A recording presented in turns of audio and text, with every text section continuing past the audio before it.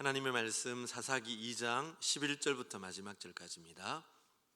이스라엘 자손이 여호와의 목전에 악을 행하여 바알들을 섬기며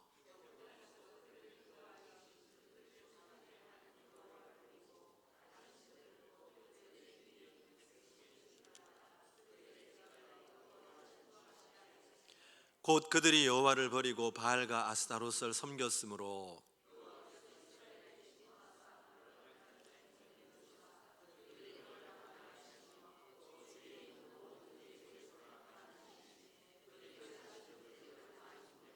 그들이 어디로 가든지 여호와의 손이 그들에게 재앙을 내리시니 곧 여호와께서 말씀하신 것과 같고 여호와께서 그들에게 맹세하신 것과 같아서 그들의 괴로움이 심하였더라. 그들이 그 사사들에게도 순종하지 아니하고 오히려 다른 신들을 따라가 음행하며 그들에게 절하고 여호와의 명령을 순종하든 그들의 조상들이 행하던 길에서 속히 치우쳐 떠나서 그와 같이 행하지 아니하였더라.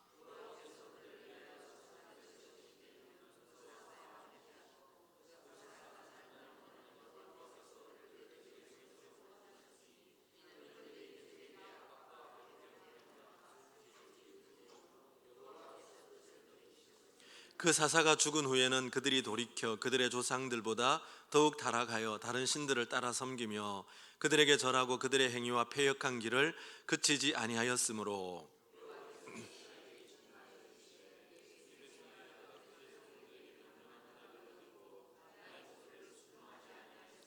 나도 여호수아가 죽을 때 남겨둔 이방 민족들을 다시는 그들 앞에서 하나도 쫓아내지 아니하리니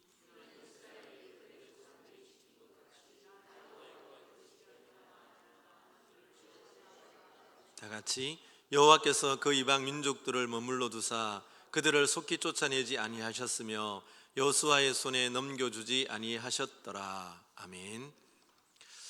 어떤 학생이 성적이 너무 저조해서 이제 학부모 상담을 하게 되었습니다. 아버지가 담임 선생님과 이제 학생의 성적에 대해서 얘기를 하다가 이제 아버지가 담임 선생님을 물었습니다. 담임 선생님이 역사 과목이라 선생님, 그래도 우리 아이가 선생님의 과목인 역사는 좀 성적이 좋지요? 이렇게 물었습니다. 그러자 선생님은 학생의 아버지에게 이렇게 되물었습니다. 아버님은 옛날 학교 다닐 때 역사 과목을 잘 하셨나요? 그러자 아버지가 저는 썩 잘하지는 못했습니다 라고 얘기를 하자 선생님이 그랬다고 말합니다. 아버님, 역사는 반복되는 것입니다 라고 얘기를 했다고 합니다. 여러분, 사실 역사가 반복된다는 것은 진보가 없다는 뜻이고 별로 좋지 않은 것이죠. 오늘 우리가 살펴보고 있는 사사기의 역사가 그와 같습니다. 사사기에는 이미 말씀을 드린 것처럼 12명의 대사사와 소사사들이 등장하는데요. 사사가 12명이 등장했다는 것은 사사시대 동안 이스라엘 역사의 배교가 12번 이상 일어났다는 이런 의미를 가지고 있는 것입니다. 오늘 말씀은 이런 사사시대에 대한 요약적인 설명이라고 할 수 있습니다. 사사시대 300여 년 동안 반복되는 역사를 요약적으로 신학적으로 설명하고 있는 본문이 오늘 읽은 본문 말씀입니다. 11절에서 13절 말씀에 보면 지난 수요일에 말씀을 드렸던 10절에 나오는 다른 세대, 이 다른 세대의 영적인 상태에 대해서 설명하고 있습니다.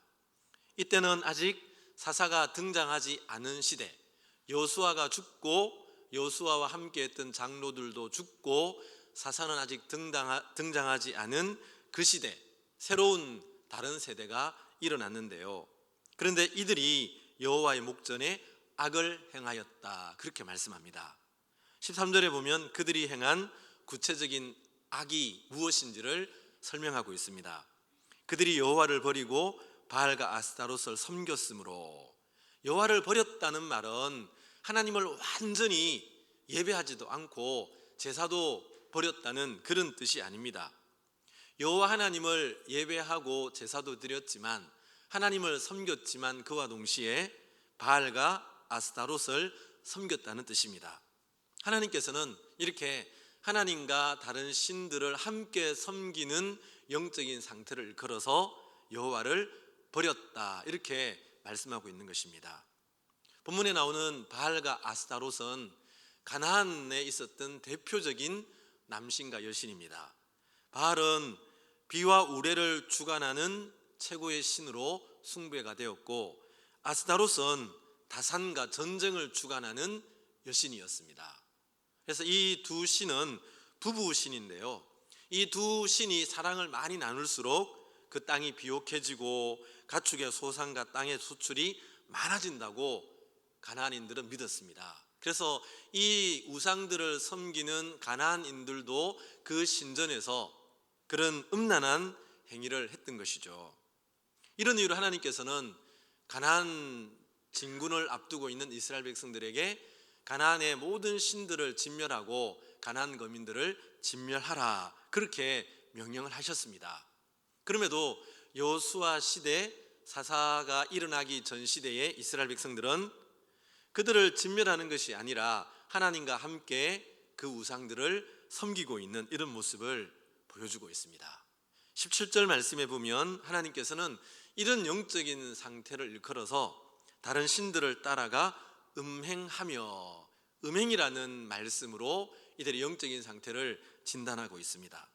하나님을 섬기면서 동시에 가나안의 다른 신들을 섬기는 것은 영적인 음행, 영적인 간음이라고 말씀하고 있는 것입니다. 여러분, 이것은 사사시대에만, 구약시대에만 적용되는 말씀이 아니라 모든 시대에 적용되는 하나님의 판단 기준입니다. 우리는 하나님의 은혜로 구원을 받고 하나님의 새 언약의 백성이 되었습니다. 그런데 우리가 이 세상 속에 살아가면서 세상이 너무 좋아 보일 때가 있어요. 세상에 있는 것들이 보암직도 하고 먹음직도 하고 그것을 가지면 내 자아가 만족될 것 같은 그런 생각이 들 때가 참 많습니다. 그래서 우리는 하나님도 섬기고 세상을 섬기려는 영적인 유혹에 직면할 때가 굉장히 많습니다. 그런데 하나님께서는 이런 것들을 걸어서 하나님을 버리는 행위라고 말씀하고 있고 영적인 간음이라고 말씀하고 있습니다. 이것은 야고보서 4장 4절 말씀에도 동일하게 경고하고 있는데요, 간음한 여인들아, 세상과 벗된 것이 하나님과 원수됨을 알지 못하느냐. 그런즉 누구든지 세상과 벗이 되고자 하는 자는 스스로 하나님과 원수되는 것이니라. 세상과 벗이 되고자 하는 것은 하나님과 원수가 되는 것이다, 이렇게 말씀하고 있습니다. 이렇게 세상과 짝하고 보다는 것이 영적인 간음임을 경고하면서 이어지는 말씀에 보면 이렇게 권면합니다. 하나님을 가까이 하라. 두 마음을 품은 자들아, 마음을 성결하게 하라. 여러분, 성경이 들려주고 있는 형통과 복된 삶의 길은 하나님을 사랑하고 하나님을 가까이 하고 말씀의 길을 걸어가는 것입니다. 하나님을 순전하게, 두 마음이 아니라 한 마음으로 순전하게 하나님을 사랑하고 하나님을 섬기는 것, 이것이 하나님의 은혜와 복을 누리는 영적 축복의 비결임을 말씀하고 있습니다. 여러분 보십시오. 이렇게 영적인 음행을 자행한 이스라엘 백성들에게 나타나는 삶의 결과가 무엇입니까? 하나님의 진노입니다. 14절에 보면 여호와께서 이스라엘에게 진노하사. 이 진노했다는 말은 단순히 감정적인 분노를 뜻하는 것이 아닙니다. 이것은 철저하게 언약에 근거한 언약적인 분노와 언약적인 진노입니다. 여러분, 출애굽기를 강론할 때 우리는 출애굽기 19장 20장에서 이스라엘 백성과 하나님이 언약을 맺는 장면을 공부한 적이 있습니다. 하나님은 이스라엘 하나님이 되고 이스라엘은 하나님의 거룩한 백성이 되는 거예요. 그렇게 언약을 체결하고 그 언약의 법전으로 주어진 말씀이 우리가 잘 알고 있는 바로 두 돌판에 새겨진 하나님의 말씀인 십계명이죠. 그 십계명 중에 가장 근본적이고 가장 첫 번째 되는 1계명이 무엇입니까? 너는 나 외에는 다른 신들을 내게 두지 말라. 그러니까 하나님을 섬긴다 하면서도 바알이나 아스타롯을, 세상을 함께 섬기는 것은 바로 1계명의 말씀을 어기는 것이고, 1계명의 말씀을 어기는 것은 하나님과의 언약적인 관계를 내 쪽에서 파기한다는 의미를 가지고 있습니다. 이런 이유로 모세는 모압 평지에서 이스라엘 백성들에게 신명기의 말씀을 강론하지 않습니까? 그 신명기 강론의 가장 핵심적인 말씀이 무엇입니까? 너희 하나님 여호와를 기억하라 라는 것입니다. 잊지 말라는 거예요. 네가 들어가는 가나안 땅에서 그런 물질적인 풍요를 누릴 때 여기까지 인도하시고 너희를 출애굽의 은혜를 베풀어 주신 그 하나님을 잊어버리지 말아라. 그렇게 거듭거듭 강조하고 있지 않습니까? 그래서 신명기라는 말씀은 반복해서 강조하는 명령 아닙니까? 그런데 이스라엘 백성들은 여러분 채 여호수아가 죽고 50년이 지나지 않아서 하나님과의 언약의 관계를 깨뜨려 버립니다. 하나님과의 관계를 깨뜨리고 하나님과 함께 다른 신들을 섬기게 되는 거죠. 바로 언약 관계를 파기했다는 의미를 가지고 있는 것입니다. 그 결과로 하나님께서는 하나님의 언약의 백성인 이스라엘 백성들에게 진노하시고 언약의 심판을 내리십니다. 15절을 보십시오. 그들이 어디로 가든지 여호와의 손이 그들에게 재앙을 내리시니. 그들이 어디로 가든지 형통한 것이 아니라, 복된 것이 아니라 어디로 가든지 하나님께서 재앙을 내리셨다. 여기 재앙이라는 말은 히브리어로 라라는 뜻입니다. 라라는 단어인데요, 이 말이 11절에 나오는 이스라엘 백성들이 하나님 앞에 악을 행하였다라고 할 때 이 악이라는 단어와 똑같은 말이에요. 재앙도 히브리어로 라하고 악이라는 말도 히브리어로 라합니다. 여러분 잘 보세요. 이스라엘 백성이 하나님 앞에 악을 행하자 하나님께서는 그 백성들에게 재앙을 내리시는 거예요. 이것이 하나님과의 언약 관계를 맺은 하나님의 백성들의 필연적인 언약의 결과라는 거예요. 여러분, 그 하나님이 언약의 재앙을 내리셨을 때 그 구체적인 내용이 무엇입니까? 이스라엘을 주위에 있는 모든 대적의 손에 팔아 넘겼다라고 말씀하고 있습니다. 팔아 넘겼다는 말은 더 이상 하나님께서 이스라엘 백성들의 역사에 삶에 간섭하지 않는다는 뜻이에요. 네 마음대로 한번 살아보라, 이런 뜻이죠. 여러분, 이게 하나님과 언약 관계에 있는 백성들이 맞이하는 언약적 징계의 결과가 되는 거죠. 하나님께서는 더 이상 이스라엘 백성의 방패도 되지 아니하시고 도움도 되지 아니하시고 은혜를 거두어 버리는 거예요. 그러니까 주위에 있는 대적들이 이스라엘 백성들을 괴롭히고 압제하고 모든 것을 빼앗아 가는 겁니다. 그래서 15절에 보면 그들의 괴로움이 심하였더라. 언약적 심판을 받은 결과가 그들의 괴로움이 심하였더라. 이게 가나안의 신들이 세상 문화가 내게 영적인 만족과 행복을 줄 것으로 생각하고 그것을 찾아갔는데 그 결과는 뭐예요? 결국 하나님을 떠나서 가나안의 문화를 따르고 이방 신들을 섬긴 결과는 그들의 괴로움이 심하였더라, 이렇게 말씀하고 있는 거예요. 여러분, 룻기 1장에 나오는 나오미의 고백을 기억하십니까? 언약의 땅인 베들레헴을 떠나서 모압 땅에서 10여 년 머물렀던 삶의 결과는 나를 나오미라 하지 말고 마라라 하라. 여러분, 하나님 언약 아래 있는 하나님의 백성들의 삶의 모습은 나오미예요. 찬송과 기쁨과 희락이 넘치는 삶이에요. 그런데 그 언약의 품을 떠나버리면 나오미의 삶이 마라가 되는 거죠.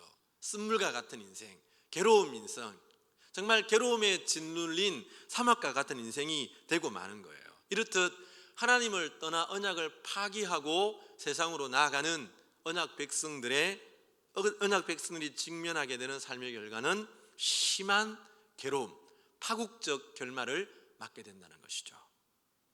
이렇게 괴로움을 당하자 이스라엘 백성들이 어떻게 합니까? 하나님께 부르짖죠. 오늘 본문에는 명확하게 나오지는 않지만 18절에 보면 이 사사시대에 반복되는 패턴 하나를 발견하게 되는데, 18절에 보면 이는 그들이 대적에게 압박과 괴롭게 함을 받아 슬피 부르짖음으로 여호와께서 뜻을 돌이키셨음이거늘. 이렇게 하나님께 압제를 겪고 고통을 당하고 괴로움을 겪을 때 그들은 그때 비로소 하나님을 기억하죠. 그래서 슬피 부르짖음으로 이렇게 말하고 있는 것입니다. 여러분, 우리가 위기의 순간에 그래도 하나님을 생각하고 기도할 수 있는 자리에 서는 사람은 소망이 있습니다. 근데 오늘날 이렇게 살아가는 사람들이 너무 많다는 거예요. 평안하고 문제가 없을 때는 하나님을 멀리 떠나 있다가 내 삶에 위기가 찾아오면 그때야 비로소 하나님을 찾고 하나님께 부르짖습니다. 물론 그것도 좋습니다, 여러분. 위기 때 하나님을 붙잡고 하나님께 부르짖어야죠. 그때라도 하나님을 찾아야죠. 그러면 하나님께서 은혜를 부어주시는 거예요. 너는 내게 부르짖으라. 내가 내게 응답하겠고 내가 알지 못하는 크고 미는 일을 내게 보이리라. 그렇게 말씀하고 있지 않습니까? 내가 고통 중에 부르짖었더니 하나님께서 나의 간구를 들으시고 나를 구원하셨음을 고백하는 그런 신앙의 믿음의 사람들의 고백을 우리는 얼마나 많이 발견하게 됩니까? 오늘 본문에도 이렇게 이스라엘 백성들이 슬피 부르짖으며 하나님을 찾을 때 하나님께서는 그 뜻을 돌이키십니다. 16절에 보면 여호와께서 사사들을 세우사 노략자의 손에서 그들을 구원하게 하셨으나, 18절에도 여호와께서 그들을 위하여 사사를 세우실 때에는 그 사사와 함께 하셨고 그 사사의 사는 날 동안에는 여호와께서 그들을 대적의 손에서 구원하셨으니, 이렇게 하나님이 이스라엘을 구원하시는 방식이 뭐냐 하면 사사를 세우셔서 이스라엘 백성들을 구원하게 하시는 거예요. 그 대적들의 압제에서 사사들을 통해서 그들을 구원해 주십니다. 이 사사는 히브리어로 쇼페트라는 그런 말인데요, 이 말은 판단하다, 재판하다, 구원하다, 보호하다, 이런 다양한 의미를 가지고 있습니다. 근데 우리말 성경은 중국어를 따라서 사사라고 번역을 했는데, 옛날 중국 고대 시대에 사사라고 하는 그런 관리직이 있었다고 합니다. 근데 우리나라에는 사사라는 그런 직이 없었는데 옛날 중국에 그렇게 사사라는 직이 있어서 중국어 성경이 사사기로 번역을 했는데, 우리나라 성경도 그렇게 중국 성경을 따라 사사기로 번역을 했는데요, 사실 사사기 이렇게 말을 들으면 우리가 무슨 말인지 도대체 이해를 할 수가 없습니다. 사사가 도대체 뭘까? 그래서 공동 번역에 보면 이 사사기를 판관기 이렇게 번역을 했습니다. 판관하면 재판을 하는 사람, 이런 의미를 가지고 있잖아요. 그래서 재판을 한다는 그런 의미에서 판관기라고 번역을 했는데, 사실 그 번역도 사사의 직무를 정확하게 드러내지는 않습니다. 사실 성경에 보면 사사들이 하는 직무가 재판의 직무보다는 위기의 때에 군사 지도자의 소명을 더 많이 감당하는 그런 모습을 보게 되는 것이죠. 그래서 본래 사사는 여호수아처럼 탁월하고 위대한 사람이 아니에요. 굉장히 평범한 사람들입니다. 12명의 사사들 가운데는 가난한 사람도 있고요, 또 서사 출신도 있고요, 장애인도 있고요, 여성도 있습니다. 그런데 그런 왕이 없으므로 각기 자기 속에는 옳은 대로 행하는 그런 시대에 그럼에도 불구하고 하나님을 섬기고 하나님 말씀을 따라 살았던 그런 사람들을 하나님께서는 사사로 세우셔서 그 어두운 시대를 밝히는 작은 햇불로 삼아주시는 거예요. 오늘도 마찬가지죠. 세상은 혼탁합니다. 세상은 어둡습니다. 아무리 문명천지에 24시간 전기불을 환하게 밝혀놓아도 영적인 상태로 보면 세상은 어둠이죠. 그런 시대에 이 세상의 어둠을 밝힐 수 있는 사람들이 누굽니까? 모세나 여호수아처럼 바울처럼 위대한 신앙의 인물들이 환한 햇불을 밝힐 수도 있지만, 그러나 그렇지 않아도 상관없다는 거예요. 사사들처럼 평범하고 문제도 있고 장애도 있고 가난하고 서사 출신이기도 하고 여자이기도 하고, 그러나 그럼에도 불구하고 하나님을 사랑하고 말씀의 길을 섬기는, 말씀의 길을 따라가는 그 사람들, 하나님께서는 그런 사람들을 붙잡으셔서 이 시대를 밝히는 작은 촛불로 들어 사용하신다는 거예요. 하나님께서는 오늘 저와 여러분들이 이 시대를 밝히는 그런 영적인 햇불이 되기를 원한다는 거예요. 그 사명을 감당하려면 어떻습니까? 사사들처럼 하나님의 말씀에 사로잡혀야죠. 하나님의 말씀을 길로 삼고 그래도 하나님만을 사랑하는 믿음의 길을 걸어가야 되는 것이죠. 이렇게 사사들이 세워져서 사사들이 이스라엘 백성들을 섬길 때는 이스라엘 백성들이 하나님을 섬기고 그래도 말씀을 따랐습니다. 문제는 그 다음이죠.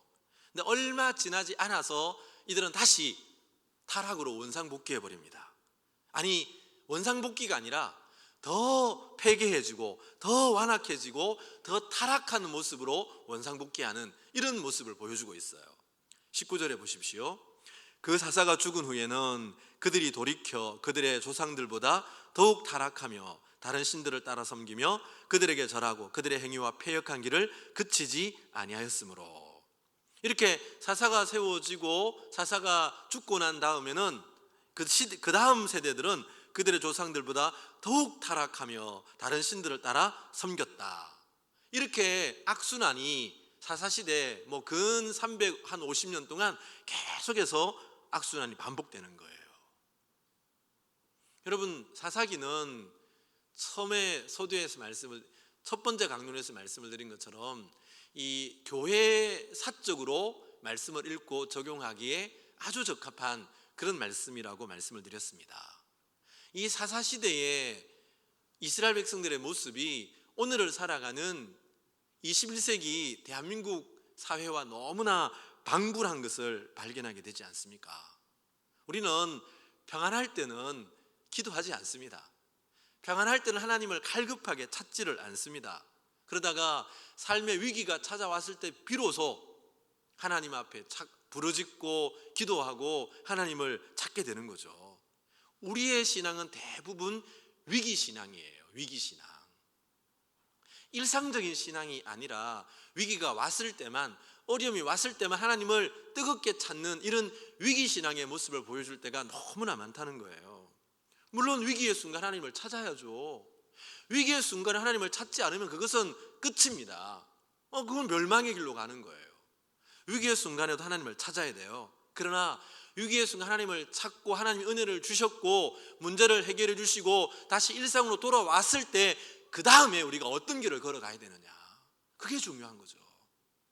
사사시대 이스라엘 백성들처럼 다시 더 패역한 모습으로 원상복귀할 것인가, 아니면 시편 50편 15절의 말씀처럼 네가 나를 영화롭게 하리로다 라는 말씀처럼 우리가 기도하고 부르짖었을 때 하나님이 응답해 주시고 그 결과로 하나님을 영화롭게 하는 삶을 살아갈 것인가, 이게 중요하다는 거예요.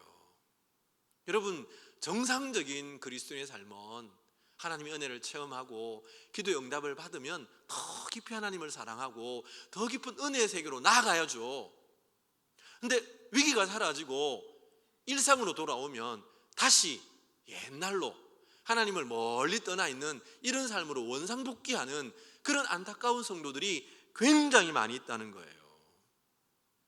여러분, 우리가 위기 때 필요한 신앙인만이 아니라 일상적인 신앙인으로 살아가기 위해서는 우리가 이 고난주간을 지나고 있지만 나를 위해 독생자 아들을 아낌없이 내어주신 하나님의 그 한량없는 사랑, 은혜, 십자가의 사랑을 매일매일 되새겨야 되는 거예요.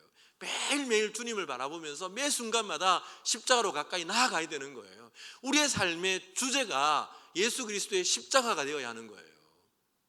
그럴 때 우리는 나의 나된 것 하나님의 은혜로라 고백했던 것처럼, 사도 바울처럼 그렇게 하나님의 은혜 안에 머물면서 내 삶을 마지막에 돌아보면 내가 달려갈 길을 달리고 믿음의 길을 지켰노라는 이 담대한 고백을 할 수가 있는 거죠. 우리가 마지막 순간에 우리의 믿음의 삶을 쭉 보면서, 여러분, 내가 예수 믿고 나서 이제 주님 품에 안기는 5분 전이라면 그 믿음으로 시작했던 그때부터 이 순간까지 믿음의 줄로 쭉 연결이 되어야 되는데, 내 삶을 돌아보면 여러분, 평안하고 형통하고 하나님을 섬길 수 있는 건강과 물질과 시간이 주어졌을 때 하나님을 멀리 떠나서 그 신앙의 끈이 단절되어 있다면 얼마나 안타까운 모습이겠어요. 얼마나 부끄러운 모습이겠어요.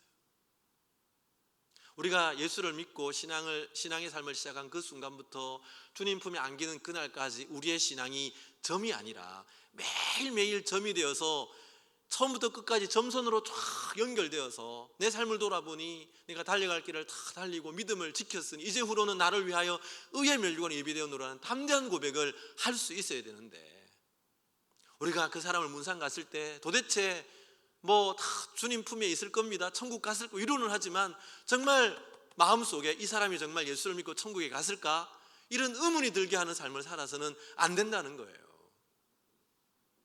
이런 점에서 오늘 사사기는 우리에게 강력한 도전을 던져주고 있지 않습니까? 여러분, 우리가 지나온 삶을 어떻게 할 수 없는 것 아니겠어요? 그러나 오늘부터 살아가는 나의 삶은 이 신앙이 단절되는 것이 아니라, 신앙이 다시 악순환되고 퇴보하는 것이 아니라, 이제는 한결같은 위기의 때에도, 일상적인 삶의 때에도 하나님을 늘 사랑하고 그렇게 신앙의 끈으로 연결되는 이런 믿음의 삶을 살아가야 된다는 거예요. 여러분, 이제 22절 말씀해 보면 이제 이런 사사시대 하나님께서는 이스라엘 백성들에게 시험거리 하나를 탁 남겨두십니다. 22절에 보면 이는 이스라엘이 그들의 조상들이 지킨 것 같이 나 여호와의 도를 지켜 행하나 아니하나 그들을 시험하려 함이라 하시니라.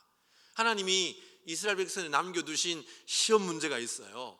그 시험 문제가 뭡니까? 앞절에 보면 여호수아가 죽을 때 남겨둔 이방 민족들이에요. 여러분, 우리가 여호수아를 강론할 때 말씀을 드린 것처럼 여호수아는 많은 성읍들을 점령했지만 모든 약속의 땅을 점령한 것은 아니에요. 그 여호수아 다음 세대들이 약속으로 받은 땅을 믿음으로 정복해야 되는 과업을 남겨뒀어요. 그게 사사들이 감당해야 되는 사명이었어요. 그런데 이렇게 하나님을 떠나고 언약을 파기하니까 하나님께서는 그 이방 민족들을 쫓아내지 아니하고 너희들의 시험 문제로 남겨두겠다, 이렇게 말씀하고 있는 거예요. 하나님께서 무엇을 시험하기 위해서 이 가나안 민족들을 그 땅에 남겨두십니까? 하나님의 말씀을 잘 지키고 그 말씀대로 행하나 아니하나 시험해 보시겠다는 거예요. 여호와의 도를 지켜 행하는지 아니하는지 시험하기 위해서 그 문제를 남겨두셨다라고 말씀하고 있는 거예요. 여러분, 이스라엘 백성들이 하나님의 말씀을 따라 이 가나안의 거민들을 믿음으로 진멸하고 약속의 말씀을 따라 나아가면 시험에 통과하는 겁니다. 시험을 이기는 겁니다. 그런데 그들과 연합해서 그들의 우상들을 섬기고 그들의 문화와 종교를 따라간다면 그들은 시험에 실패하고 마는 거예요. 사사시대의 이스라엘 백성들은 근 300년 동안 이 시험거리 앞에 계속 반복해서 실패를 거듭합니다. 하나님의 말씀을 떠나 가나안 종교와 연합하고 하나님과 함께 바알과 아스타롯 우상들을 섬깁니다. 오늘 우리 앞에도 세상이라는 가나안이 있고 세상이 섬기는 우상들이 있죠. 오늘의 바알이 무엇입니까? 황금 만능주의 아닙니까? 권력의 신을 숭배하는 것 아닙니까? 오늘의 아스타롯이 무엇입니까? 쾌락과 재미를 추구하는 오늘의 대중문화 아닙니까? 우리는 이런 아스타롯 신앙에 젖어서 또 바알 신앙에 젖어서 하나님을 섬기면 예배도 재밌어야 되고 교회도 재밌어야 한다고 생각을 합니다. 물론 재밌으면 좋죠. 교회 가서 여러 가지 활동하면 좋죠. 그러나 우리가 교회에 오는 1차적인 목적이 우리 마음의 만족과 재미를 위함이 아니지 않습니까? 우리의 유익을 누리기 위함이 아니지 않습니까? 우리가 하나님 앞에 나오는 목적, 우리가 교회로 모이는 목적은 하나님의 영광을 드러내고 하나님의 기쁨이 되기 위한 것이에요. 세상의 소금이 되고 빛이 되기 위한 목적이지 우리끼리 여기가 좋사오니 우리의 만족과 유익을 추구하기 위한 목적이 아니라는 거예요. 그럼에도 불구하고 오늘 우리 안에 얼마나 이 세상의 바알과 아스타롯이라는 우상이 우리 마음에 자리 잡고 있습니까? 재미가 없으면 도대체 예배를 드리지를 못하는 거예요. 재미가 없으면 아이들이 교회를 오지 않는 거예요. 여러분, 우리는 이런 시대 속에서 정말 하나님을 향한 순결하고 순전한 신앙을 회복해야 됩니다. 우리 부모들이 먼저 그 신앙을 회복해야 되는 거예요. 교회는 재미로 가는 곳이 아니란다. 네가 지으신 목적대로 하나님을 영화롭게 하기 위해서 교회를 가는 거야 라고 가르쳐야죠. 우리가 먼저 그런 하나님을 섬기는 순전한 기쁨들을 우리 가정에서 보여줄 수 있어야죠. 이런 점에서 여러분, 우리는 오늘 정말 사사시대를 방불케 하는 이런 시대를 살아가고 있는 거예요. 어제 국민일보 칼럼란에 저희 총회가 직영하는 고려신학대학원의 박영돈 교수님의 칼럼이 실렸어요. 근데 그 칼럼의 제목이 이런 제목이었어요. 심판의 칼을 빼들고 달려오시는 하나님. 제가 그 제목을 보고 마음에 섬찟한 생각이 드는 거예요. 이 교수님은 영성이 굉장히 깊은 분이고 성령님에 대해서 굉장히 많은 연구를 하고 책도 쓰신 이런 분이신데 이분이 볼 때 오늘 뭐 최순실 국정농단으로 대표되는 오늘의 대한민국의 상황, 뭐 대형 교회들의 뭐 그런 비리와 세습과 뭐 성 스캔들, 이런 모습들을 보면서 하나님께서 오늘 심판의 칼을 빼들고 한국 교회와 한국 사회를 향해 달려오시는 하나님에 대해서 경고하고 있는 그런 글을 신문에 투고를 하셨더라고요. 제가 일부를 한번 소개해 볼게요. 하나님의 심판이 이 사회와 교회에 시작된 것 같습니다. 그동안 잠잠하셨던 하나님이 심판을 위해 일어나셨습니다. 심판하시는 하나님이 무서운 심판의 칼을 빼들고 우리를 향해 달려오고 계십니다. 부패한 교회와 사회를 심판의 불로 정하실 것입니다. 모두 바짝 엎드려 주님의 자비를 구할 때입니다. 그러면 우리를 혹독하게 치시는 하나님의 심판의 손이 우리를 치유하고 회복하는 은혜의 손길로 돌변할 것입니다. 이런 내용의 글을 투고를 하셨더라고요.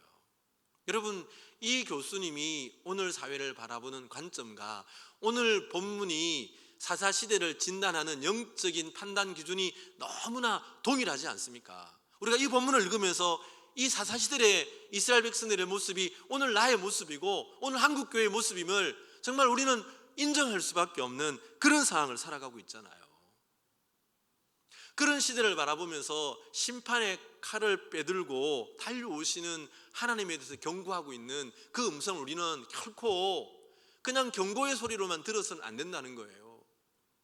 그 소리를 오늘 내게 주시는 하나님의 음성으로 듣고 그 교수님이 말하는 것처럼 하나님 앞에 우리는 바짝 엎드려서 하나님의 얼굴을 구하고 하나님의 자비를 구하고 하나님 앞에 불쌍히 여기달라고 부르짖어야 되는 거예요.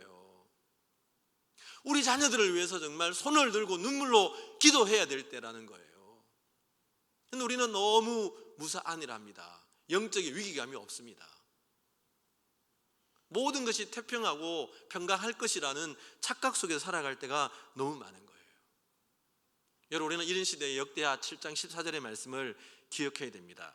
내 이름으로 일컫는 내 백성이 그들의 악한 길에서 떠나 스스로 낮추고 기도하여 내 얼굴을 찾으면 내가 하늘에서 듣고 그들의 죄를 사하고 그들의 땅을 고칠지라. 이 말씀처럼 우리는 우리 하나님의 백성들이 교회가 먼저 죄악의 길을 떠나야 됩니다. 스스로 겸비하고 하나님의 얼굴을 구하고 이 땅을 위해서 기도해야 됩니다. 그러면 하나님이 하늘에서 듣고 우리의 죄를 사해 주시고 이 땅을 고칠지라, 그렇게 약속하고 있지 않습니까? 여러분, 우리 앞에도 하나님이 놓아두신 시험 문제가 있습니다. 하나님께서는 그 시험 문제를 통해서 여러분의 마음을 살펴보시는 거예요.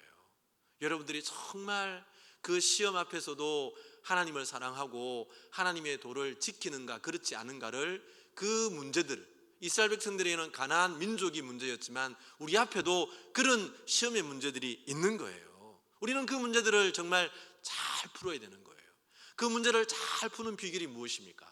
하나님을 순전하게 사랑하고, 여러분 어떤 상황 속에서도 하나님의 말씀을 붙잡고 이 영적인 혼탁한 시대에 빛이 되기를 결단하는 그런 거룩한 결심을 가지고 하루하루를 살아가는 거예요. 하나님은 오늘 우리에게 물으십니다. 하나님께서, 예수님께서 갈릴리 바다에서 주님을 3번 부인했던 베드로를 찾아오셔서 시몬의 아들, 요한의 아들 시몬아, 네가 이 사람들보다 나를 더 사랑하느냐, 그렇게 물으셨지 않습니까? 오늘 하나님이 이 자리에 오셔서 우리에게도 물으시는 거예요. 김집사야, 이집사야, 네가 이 사람들보다 더 나를 사랑하느냐. 이게 오늘 우리에게 물으시는 하나님의 시험 문제예요.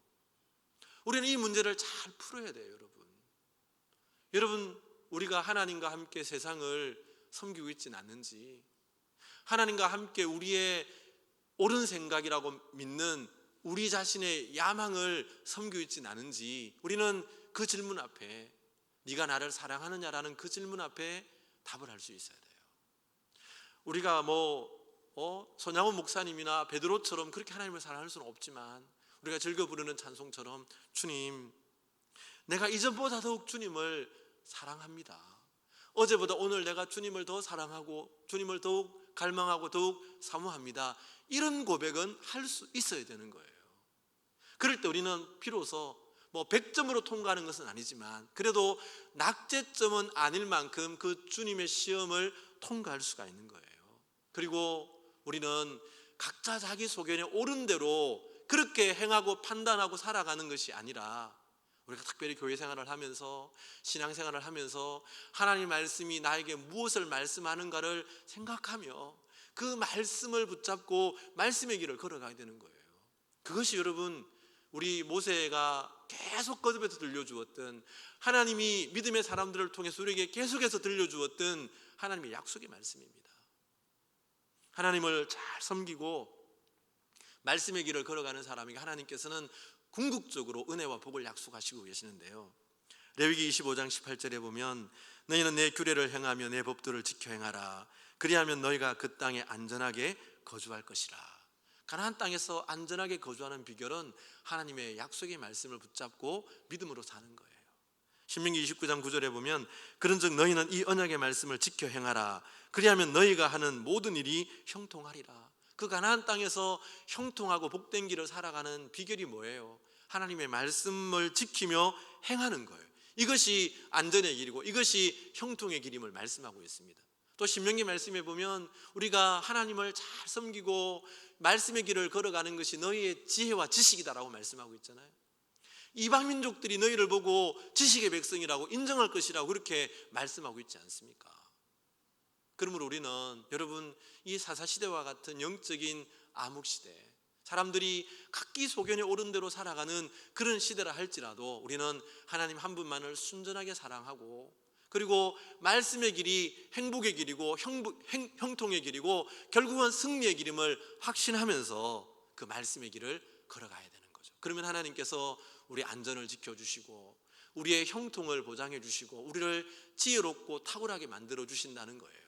우리가 이 약속의 말씀을 바라보면서 여러분, 정말 오늘을 살아가는 저희들이 하나님을 뜨겁게 사랑하고 두 마음이 아니라 한 마음으로 하나님을 사랑하고 말씀의 길을 걸어감으로 하나님 약속하신 이런 풍성한 은혜와 긍휼하심 안에서 살아가는 이런 복된 믿음의 성도들이 다 되실 수 있기를 주님의 이름으로 축원합니다.